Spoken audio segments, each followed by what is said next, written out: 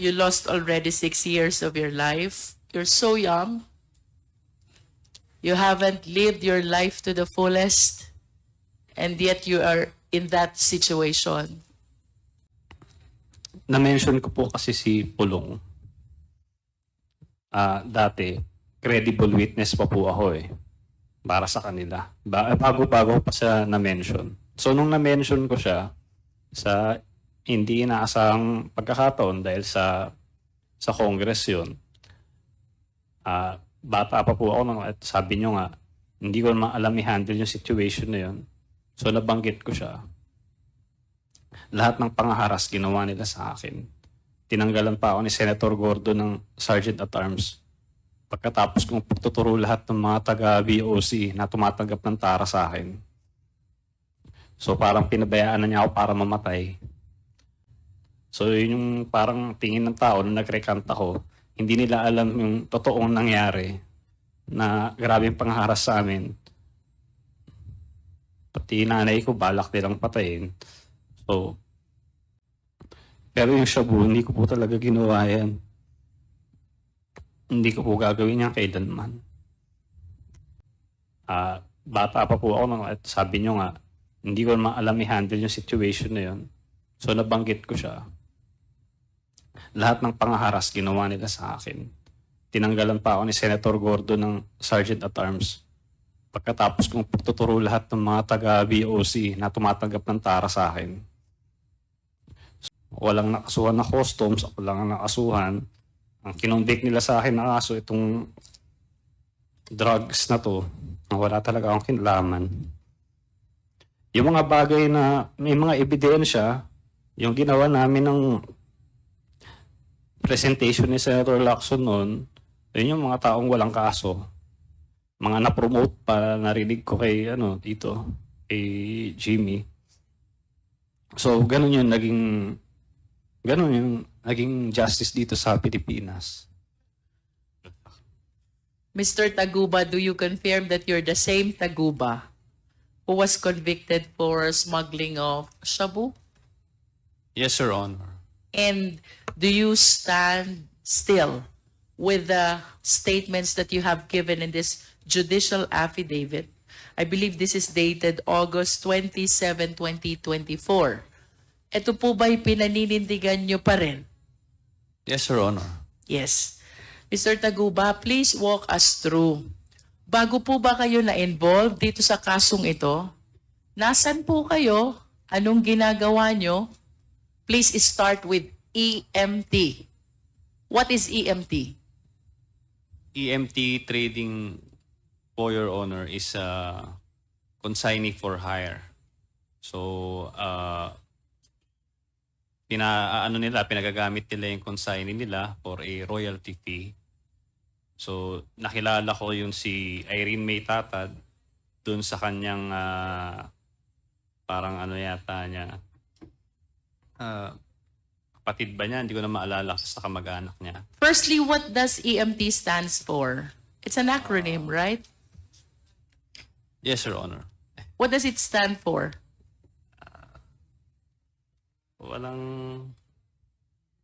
Hindi ko po alam I found names here which appear to be consistent with these initials. If you will confirm, does it stand for Irene, TJ, and Mark?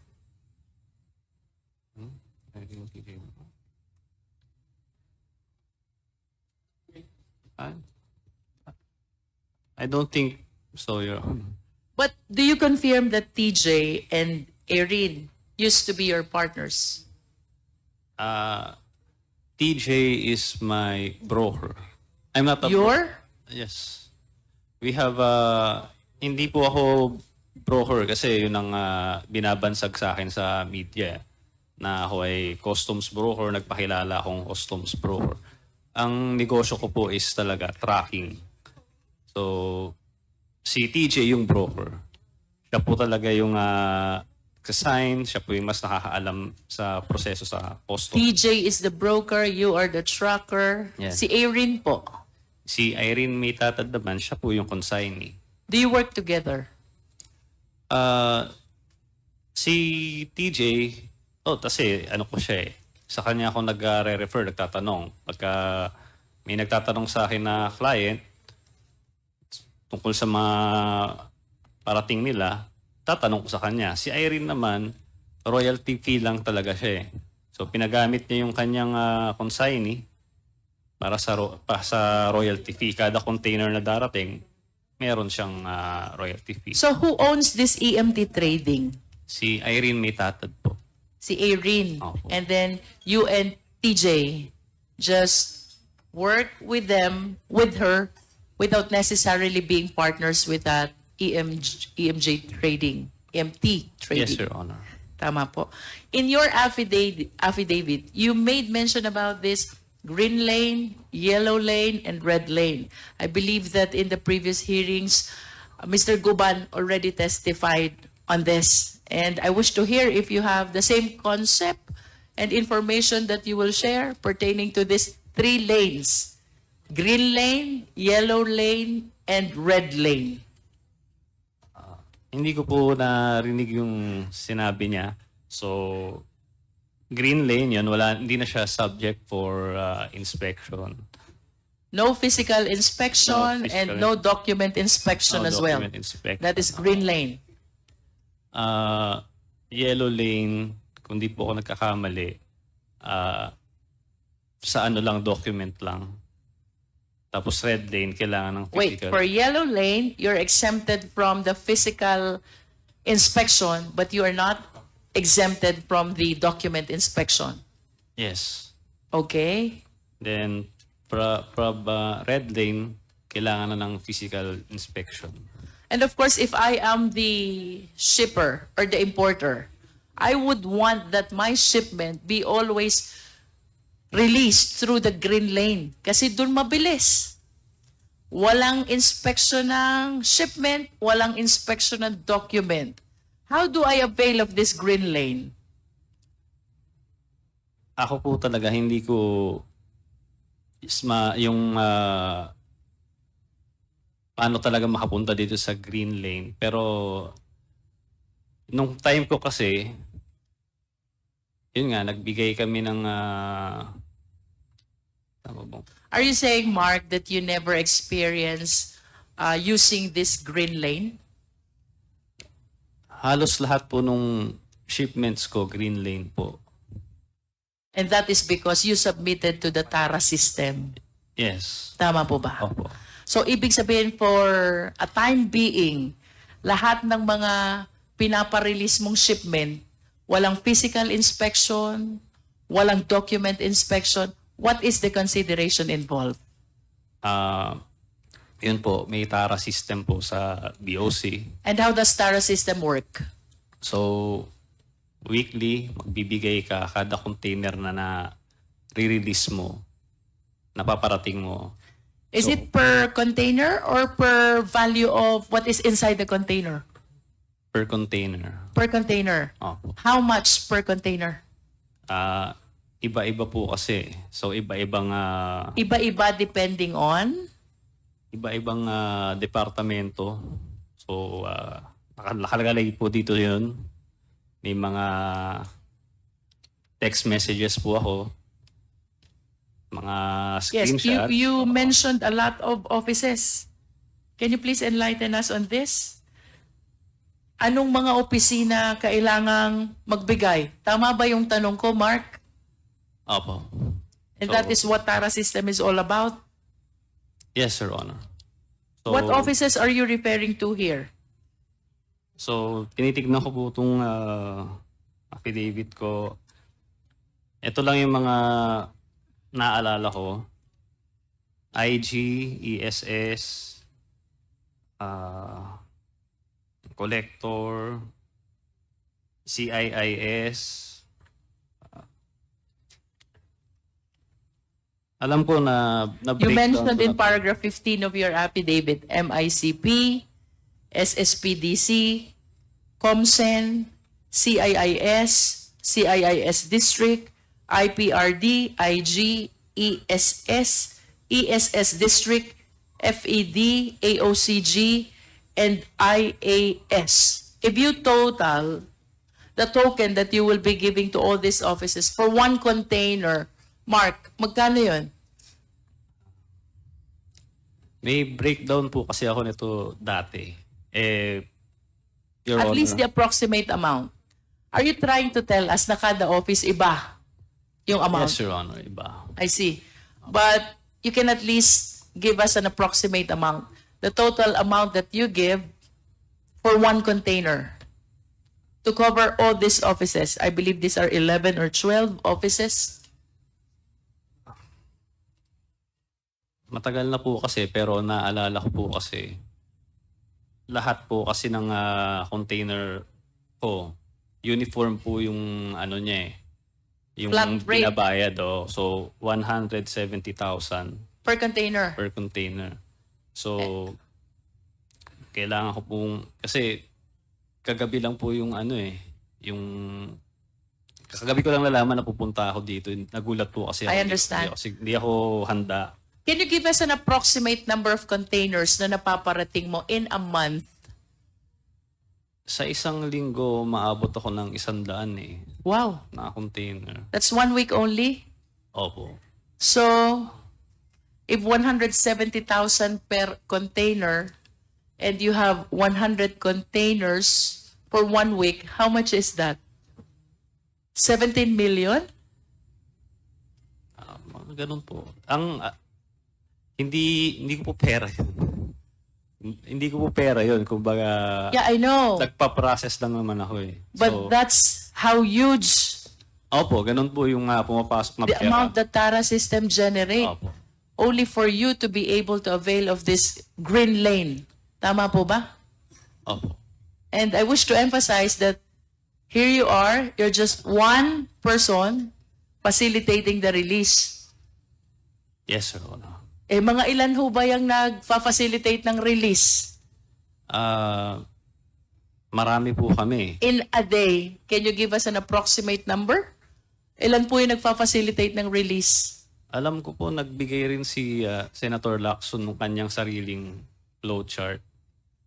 So, based doon, parang, basta sobrang dami namin, siguro mga 500 containers sa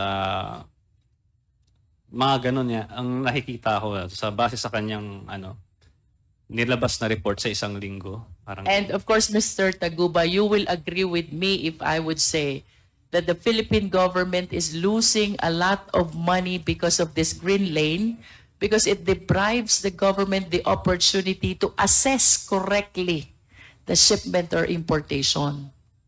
yes, Your Honor. Tama? Yes. Mr. Chair, I know that I have manifested this concern before during our, I believe, hearing on Dangerous Drugs Committee.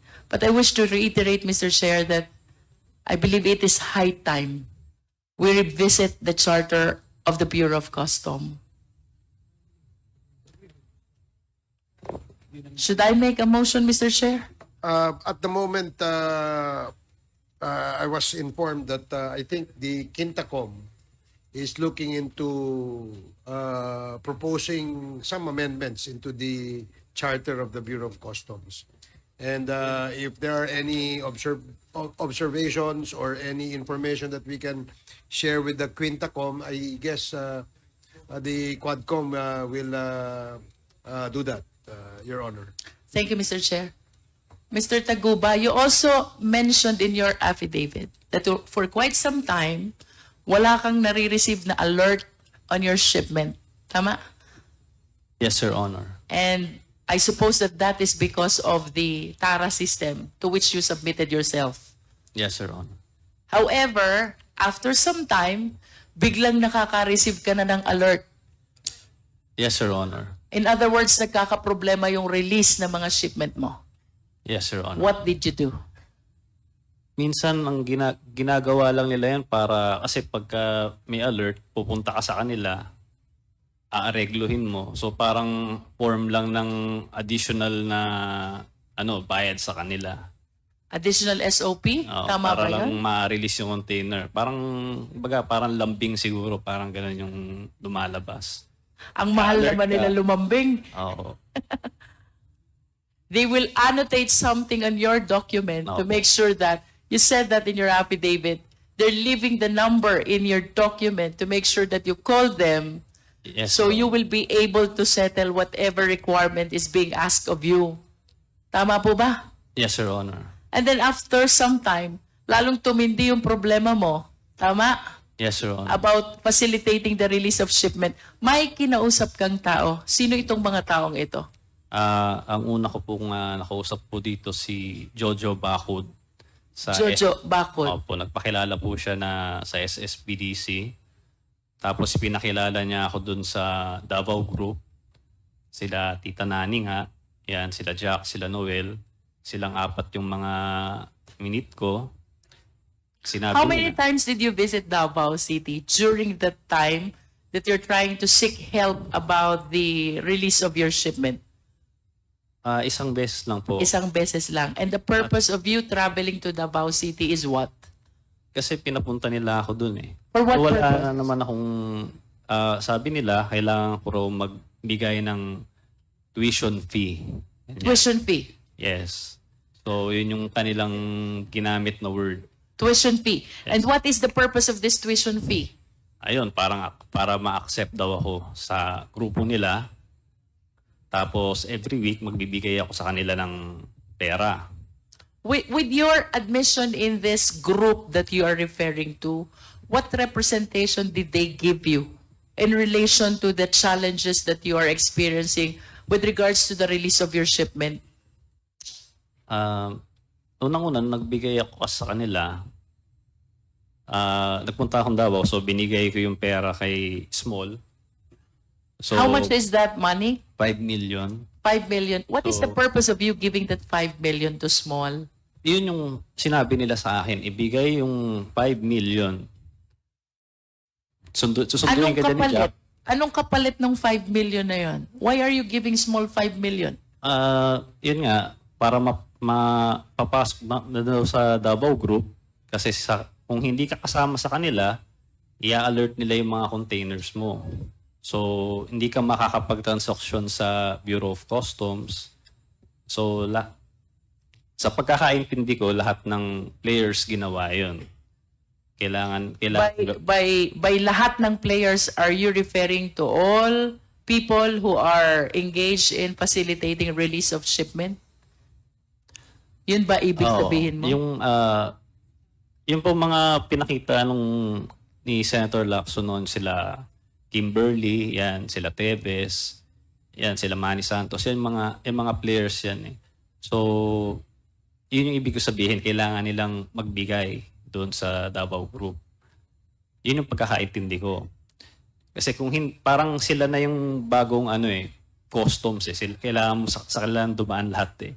Ginawa kasi nila, binago uli nila yung sistema, nagkaroon ng command center. So, parang sila na lang yung pwedeng mag-alert. Nasan po itong command center na binabanggit nyo? Sa customs po yun. Sa loob. Oo, ginawa nilang, yun eh, nung time lang ni Fildon yun eh, ni Commissioner Fildon. Is Commissioner Feldon still here? So you were saying they established this command center right inside the Bureau of Customs, which has the control over alerting whichever shipment they want? Yes. Sila lang, pagkakaalala ko, sila lang yung nakakapag-alert na nun. By sila, who are you referring to? Yung command center, yung ComCen. And who are these people behind this command center, Mr. Taguba? Nakalimutan ko na yung... Na-invite din siya sa Senate Blue Ribbon Committee nun eh.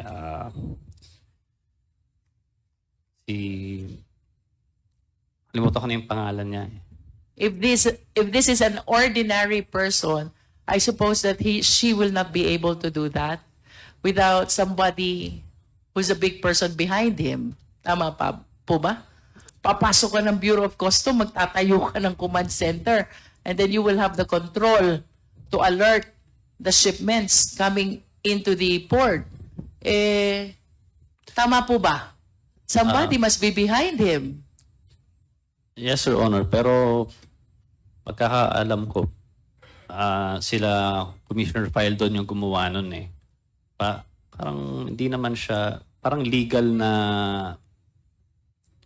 sa legal, meron bang ano yun eh. You cannot Sa tell batas, whether it is oo. legal or illegal. Yes. Kasi yung ibang yung mga IG, EG, medyo humina na yung authority nila dahil nga yung command center na lang yung nagko-control ng mga alerts. I see. And after this payment of 5 million to Small, ano pong nangyari na doon sa mga transaction nyo? Sa shipment nyo sa BOC? So, noong una naayos siya, maganda. Nagkaroon uli ng problema. Tapos, nirefer na naman nila ako, itong sila Tita Nani. Pinakilala naman nila ako doon kay Big Brother. Yun nga, si Allen Kapuyan. Nakamit ko siya. So, yun, pinakilala nila ako sa kanya. Siya na raw ang bagong under ko na naman. So, hindi na rin ako sigurado sa ginagawa nila, pero nung kay Big Brother naman, naayos din yung shipment. Hanggang sa dumating naman yung problema na ito, yung kinakaharap ko ngayong kaso, na nangyaring raid sa Valenzuela. Ayun, doon na po natapos yung... Are you referring to the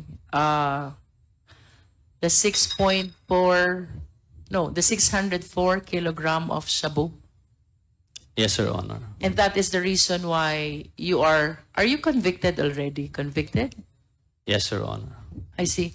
May we know ilang taon po ba naging sentensya nyo?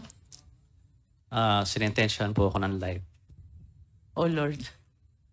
Life sentence. And that is equivalent to 20 years and 1 day to 40 years. Tama, Honorable Flores? How old are you, Mr. Taguba? 33 na po. 33. How long have you been in prison? 6 years. 6 years. Ibig sabihin, nag-umpisa kang makulong 27 years old. Yes, Your Honor. Tama. And if we can bring back those days, anong gagawin mo to be able to avoid this very sad fate that you're going through right now? Siguro hindi ko na pinasok sana tong Sana sa iba ka na lang nagtrabaho, ano? Opo. Is that your honest belief? Sana sa iba ka na lang nagtrabaho. Yes. At You are so young. tsaka very unfair yung nangyari talaga sa na-convict ako na ganito. Okay, let us hear you. Why are you saying that this is very unfair? Unang-una, lokohan lang yung kaso. Nung nag-imbestiga sa NBI, preliminary investigation, lahat po ng dinaanan ng kargamento, kinasuhan. So hanggang sa pinakataas, hanggang sa pinakababa. So ang kaso sa amin is conspiracy. Pero nagawa nila ng paraan na pwedeng conspiracy nga siya, pero patatanggal yung mga matataas na tao tulad nila Commissioner File doon at kami may iwan. So inilaban namin sa korte yun na bakit ganon. Ang naging ano ko nang laman, partisipasyon is nagproseso ng dokumento at may tracking, nideliver dun yung container. So sabi ng korte, hindi kailangan na alam mo yung laman, no? Kasi mala prohibita. Okay? So, paano naman yung iba? Yung mga shipping lines, lahat-lahat, mga examiner. So, nagawa nila ng paraan, parang legal acrobatics, di ba? Na kabilang yung tamaan na dapat hindi, no? So, pero ngayon, nilalabanan pa rin namin sila ng patas. So, Do you have a pending appeal? may apela po kami. It's with the Court of Appeals or the Supreme Court already? Motion po kami ng inhibit. Nung tinamaan po ako, nag-inhibit po kami doon sa judge. Tapos, para ibang judge yung mag-decide ng motion for reconsideration. So it's still with the Court of Origin, nasa Regional Trial Court pa rin. May Yes, sir. pending motion for reconsideration, tapos finailan nyo ng motion for inhibition yung presiding judge. Yes, Your Honor. In other words, you believe that you were not able to get a fair decision. Yes, During the very hearing. unfair. Oo. May we know, Mr. Taguba, who were originally indicted bago na-exclude yung sinasabi mo from the case? How many were you? Ilan kayo yung original na nakahabla? Napakarami po namin eh. Kasi naalala ko noon, no, nasa NBI pa kami, nagrepresenta doon sa preliminary investigation. Ang dami po namin nagbibigay ng affidavit. Nandoon po sila Commissioner Faldon, nandoon po sila Neil Estrella, Joel Pinawin. So, sabi ko nga, conspiracy, dapat lahat kami acquitted kung lahat.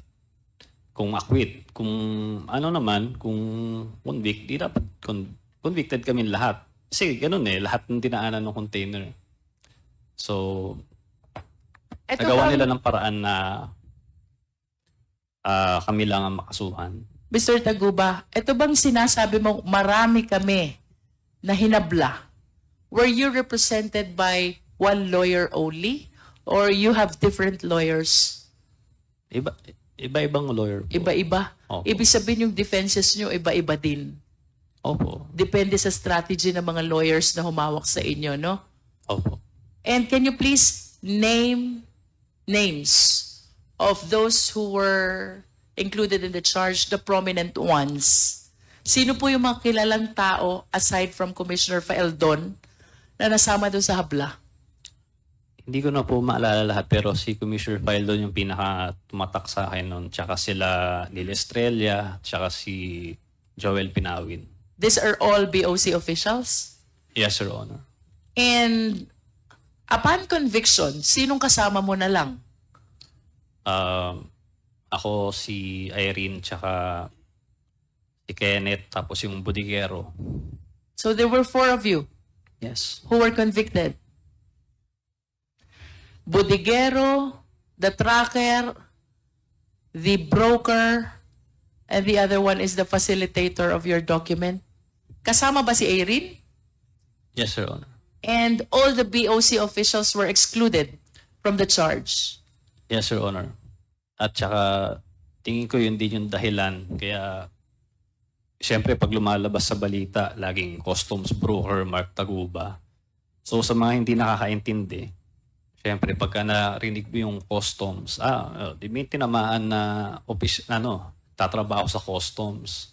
So, gumagana yung natin, justice system natin. Walang BOC official na nakasama. Wala, kahit isa.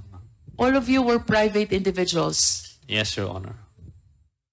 Who was able to apprehend this shipment? Sino pong nakahuli nito? Ang nakahuli nito, nakakatawa po kasi yung warehouse po, si Chen Julong, may-ari po noon, wala na po ata sa bansa eh. Kasi hindi po siya nakakulong, di po siya nakulong kailanman. Ang nanghuli po nito, sila Neil Estrella, sila Commissioner Faldon, tsaka sila Joel Pinawin. Meron po silang litrato ni Chen Julong na parang body-body lang sila nung nag-raid sila doon. Hindi nila hinuli nung nag-raid sila doon. Yung si Chen Julong. Ang nangyari, tinuro kami kahit wala naman talagang pweba o ebidensya na magtuturo sa akin. So, ako ang nadiin. Sino si Kenneth Dong? Si Kenneth Dong po, yung isa sa kliyente ko po, siya po yung nag-ano sa akin nung mag-process ng container na yon, MCLU 600-1881. So if Kenneth Dong is the one who approached you to process the release of this container, who is the owner of that container? Siyempre, nung unang pagkakaalam ko po, si Kenneth Dong. Kasi nga, siya yung kausap ko eh. So, nung pumutok na po itong balita, nagkaroon ng raid sa Valenzuela, tsaka ako nalaman na, ayun nga, ang dami palang layer. So, si Chen Julong, tapos may Manili pa, tapos kung ano-ano pa eh. So, hindi ko alam talaga kung sinong may-ari nung container. Sinasabi niya si Manili. Si Manili naman may ibang tinuturo. Hindi ko alam kung kanino talaga yung container, ma'am. But you were saying that the shipment was seized during the time that it was already in the warehouse. Yes, Your Honor. Who owns the warehouse? Si Chen Julong.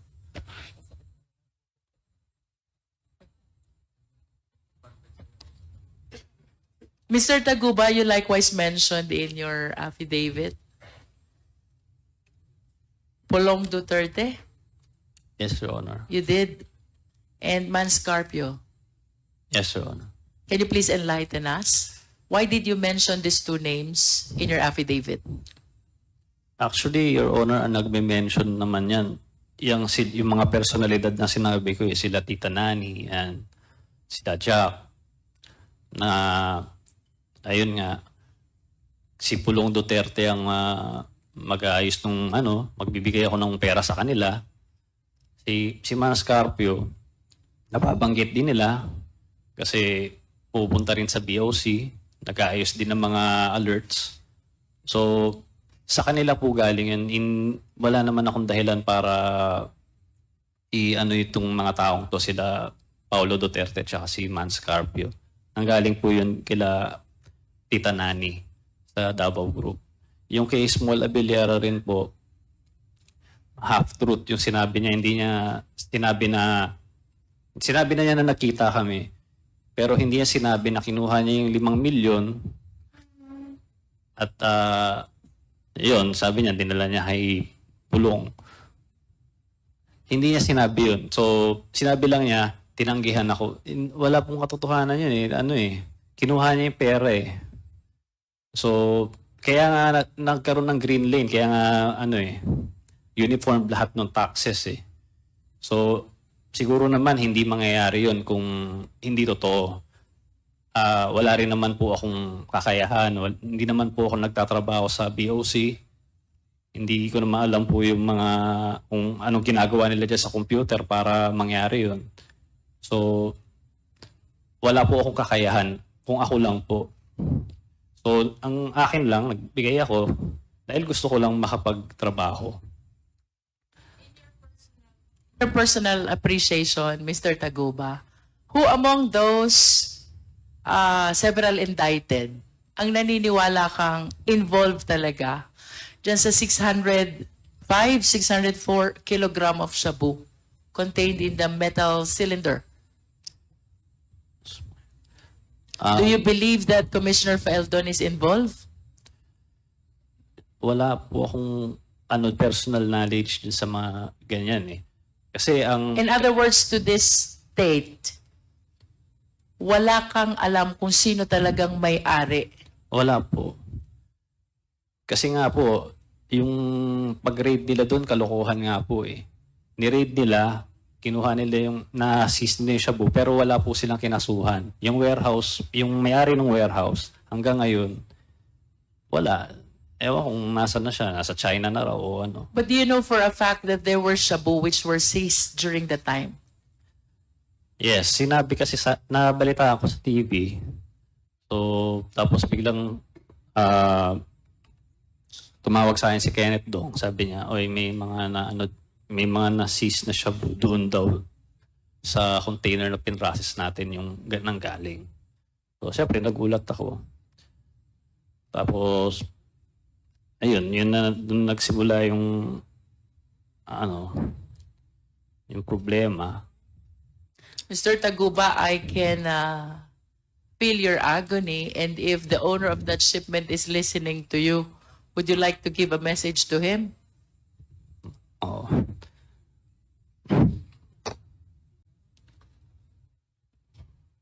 Kahit hindi natin alam kung sino ang may-ari niyan to this date.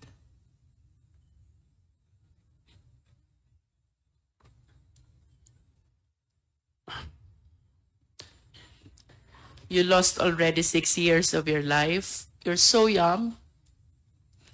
You haven't lived your life to the fullest, and yet you are in that situation.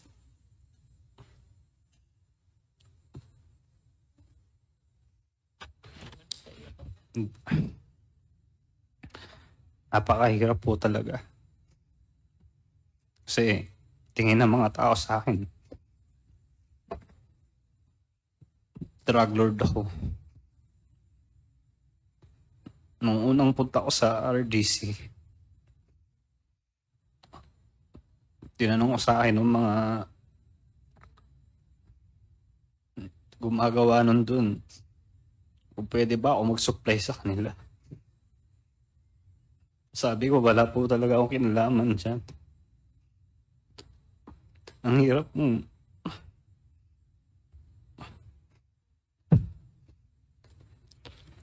Buti sana kung ginawa ko talaga eh. Ang hirap po talaga. Kung meron man akong kasalanan, yun po yung sa TARA system. Totoo naman po lahat yun. Nagsabit po ako sa simula pa lang ng Senate hearing. Nag-cooperate na ako. Nag-request pa ako ng executive session. Binigyan pa ako ng Sergeant at Arms. Yung mga nilabas si Senator Lacson noon, hindi ko naman po kilala si Senator Lacson eh. Sarili niyang investigasyon yun eh. Mga nilabas siyang flowchart. Yun lang naman ang kasalanan ko. Di kasuhan nila ako tungkol doon. Pero hindi ako kailanman nagkaroon ng kahit anong kaso tungkol sa bribery. Kahit perjury nga lang, hindi nila ginawa eh. Siguro dahil takot sila. Palibasa, pinagte-text nila ako eh. Lahat ng text ko, binigay ko sa Senator Lacson. Pinaforensics pa niya sa Camp Crame. Meron pa akong certificate doon. Pero yung shabu, hindi ko po talaga ginawa yan. Hindi ko po gagawin yan kailanman. Mark, you mentioned in your affidavit that you applied to become a state witness. When was this? Nung na-mention ko po kasi si Pulong, dati, credible witness pa po ako eh. Para sa kanila. Bago-bago pa siya na-mention. So nung na-mention ko siya, sa hindi inaasang pagkakataon dahil sa Congress yun, bata pa po ako at sabi nyo nga, hindi ko naman alam i-handle yung situation na yun. So nabanggit ko siya. Lahat ng pangaharas ginawa nila sa akin. Tinanggalan pa ako ni Senator Gordo ng Sergeant at Arms. Pagkatapos kong pagtuturo lahat ng mga taga-BOC na tumatanggap ng TARA sa akin. So parang pinabayaan na niya ako para mamatay. So nag-request ako kay Attorney Fortune na pakisabi na lang na mag-press conference na humihingi ako ng tawad kay Vice Mayor noon na Pulong Duterte. So, pagkatapos noon, so yun yung parang tingin ng tao na nag-recant ako, hindi nila alam yung totoong nangyari na grabing pangharas sa amin. Pati nanay ko balak nilang patayin. So, the day after yata nun, tumawag hindi ako nagkakamali, kinontak niya si Attorney Raymond Fortune, kinontak ni Senator Lacson para pumunta sa opisina niya sa BGC. Tapos nung nandun kami, tinanong niya ako bakit ginawa ko yun. Sinabi ko nga dahil nga puro nga mga death threat yung natatanggap ko. So, tapos tinanggalan pa ako Sergeant at Arms. Sabi niya sa akin, tutulungan niya mabalik yung Sergeant at Arms ko. At baka pwede rin mailagay akong state witness. So, naibalik yung Sergeant at Arms ko nun. Pero yung state witness, hinarang ni Senator Gordon. Kaya, ngayon, walang nakasuhan na customs, ako lang ang nakasuhan. Ang kinonvict nila sa akin na kaso, itong drugs na to, na wala talaga akong kinalaman. Yung mga bagay na may mga ebidensya, yung ginawa namin ng presentation ni Senator Lacson noon, yun yung mga taong walang kaso. Mga na-promote pa, narinig ko kay, dito, kay Jimmy. So, ganun yung naging justice dito sa Pilipinas. Yun yung nangyari sa amin. Is it not that the reason why your application for state witness was denied is because you recanted your statement against Pulong Duterte and Mans Carpio? Mr. Chair? Mr. Chairman, just an interjection, just full disclosure. Mr. Mark Taguba is a witness, one of the witnesses in my illegal drug smuggling case against Mr. Pulong Duterte and Small Abilera and the others. And right now, Where is that pending, Senator? it's pending with the DOJ. It's still pending. It's due for preliminary investigation yet. Yes, ma'am. And as for his status as for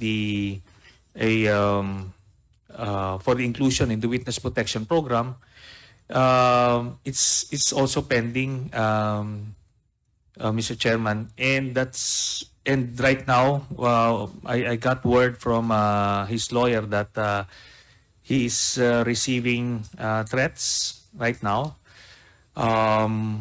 from some people involved in the case, and that's why I'm going to plead on his behalf that he would be temporarily transferred into the detention facility of the House of Representatives, just so we can protect him, Mr. Chairman. Mr. Chairman. Anyway, Mr. Chairman, Congressman Paduano. the manifestation of former Senator Trillanes with regards to the request. No, I also personally talked to Mark Taguba just a few minutes ago. Mr. Chairman, we will just discuss it on the admin matters. Thank you, Mr. Chairman. Liwanagin ko lang, Mr. Chair. Of course, you testified before the Senate, no?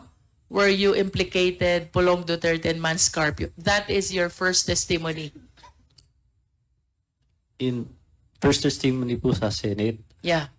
Tama ba? That is your first testimony. ang first testimony ko po sa Senate, yung TARA system po. Yeah. But when did you start implicating Pulong Duterte and Mans Carpio? Sa Congress na po yun. Congressional hearing. Oh, so there was an investigation also with the HOR. Yes. Okay. And then, after experiencing all those harassments that you mentioned, you recanted what you said before the House of Representatives. Yes, Your Honor. Tama. So this will be your third. Third, And as far as the implication of Pulong Duterte and Mans Carpio are concerned, this is your third testimony. Your Honor, as far as I'm concerned, wala naman nagbago dito sa sinabi ko dito. Sa Yeah. iba. But there, you mentioned having recanted what you said in the first investigation because you're experiencing already a lot of harassments. Tama ba yun? Rika, wala po akong nirecant sa affidavit ko na kila Pulong Duterte po In ba? other words, your testimony has been similar to this since the HOR investigation until your application as state witness was denied. And Yes. up to this time that you're appearing before the Quad. Wala nagbabago. Wala pong nagbago, Your Honor. I understand. Mr. Chair, Mr. Chairman. Senator Trillanes. I was part of those who investigating in the Senate, and he during that press conference he just apologized to Pulong Duterte. He never recanted, and we clarified that in his next appearance in the Senate, Mr. Chairman, whether he's recanting anything from his earlier testimony. He replied in the negative, Mr. I have nothing further, Mr. Chair.